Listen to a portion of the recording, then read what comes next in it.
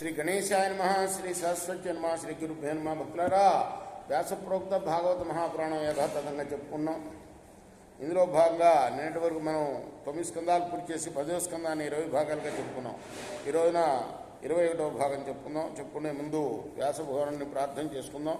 వ్యాసాయ విష్ణు రూపాయ వ్యాస రూపాయ విష్ణవే నమో వై బ్రహ్మనిజయే వాసిష్ఠాయ నమో నమః. జ్ఞానందరం జానకీ శోకనాశనం కపీశమక్షంతారం దేలంకాభయంకరం సదా నింబవృక్షస్య మూలాదివాసా సుధాశ్రావిణం తిక్తమప్యప్రియంతం తరుం కల్పవృక్షాదికం సాధయంతం నమామి ఈశ్వరం సద్గురుం సాయినాథం.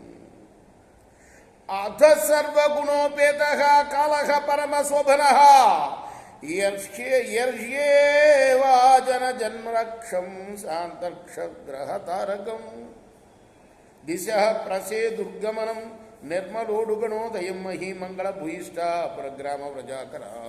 పరీక్షణ్ మహారాజా సుఖయోగి చెప్తున్నాడు, జన్మరహితుడైన శ్రీహరి అవతరించే సమయం ఆసన్నమైంది. ఆ కాలం సర్వ శుభలక్షణాలతో ఒప్పుతూ ఎంతో ఆహ్లాదకరంగా ఉంది. చంద్రుడు రోహిణీ నక్షత్రంతో అడుగిడ్డాడు. అశ్విని మొదలైన నక్షత్రాలు, రవి ఉన్న గ్రహాలు, ఇతర నక్షత్రాలు అన్నీ కూడా సౌమ్యంగా ఉన్నాయి. ఆ సమయంలో దిశలన్నీ కూడా ప్రసన్నంగా ఉన్నాయి. ఆకాశం అంతా కూడా నక్షత్రాలతో మిరమిల్లాడుతూ నిర్మలంగా ఉన్నది. భూతలంలో ఉన్న నగరాలు, గ్రామాలు, గోకులాలు అన్నీ కూడా మంగళమయంగా ఉన్నాయి. సకల సంపదలతో తులతూగుతున్నాయి. పాడి పంటలతో వర్ధిల్లుతున్నాయి. హాయిగా ఉన్నది. ఆ సమయంలో సజ్జ ప్రసన్న సరిలాహదా జనరుహ శ్రియ ద్విజాలి కుల సన్నాదస్త తపక వనరాజయ.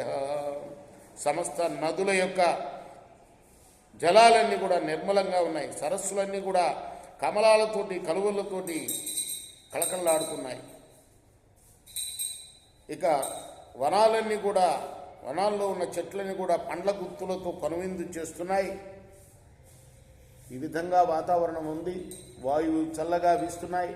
వవో వాయు సుఖస్పర్శ పుణ్యగంధ స్వీయ అగ్నేష్ట ద్విజాతీనాం శాంతా తత్ర సంబంధిత మనాన్ శానం శాసన్ ప్రసన్నాని సాధునాం అసురద్రోహ జాయమానే జనే తస్మిన్ దుర్దుర్దుభయో దివి జగు కిన్నర గంధర్వా తుష్టూ సిద్ధచారణా విద్యాధర్యస్య నృతర్ అప్సరసోభిరసుమంతదా మూచురుర్మనయో దేవా సుమనాం సిమదాన్విత మందం మందం జలధర జగర్జుర అనుసాగరం నిశీధే తమ ఉద్భూతే జాయమానే జనార్దనే దేవఖ్యాం దేవరూపిణ్యాం విష్ణు సర్వగుహాశయ అవిరాసీద్యత ప్రాచ్యంతి సింధుర్వ పుష్కల. ఆకాశంలో దివ్య దుందుబులు మోగాయి. పుష్పవర్షం కురిచింది. ఆ శ్రీహరి అర్ధరాత్రి వేళ నలుదిశలా చీకటి అలుముకున్నప్పుడు దివ్యాంశ శోభితే అయిన దేవకీ గర్భంలో తూర్పు దిశ యందు పరిపూర్ణ కళలతో తేజరిల్లుతున్న నిండు పున్నమి చంద్రుడిలాగా పుట్టాడు, ఆవిర్భవించాడు.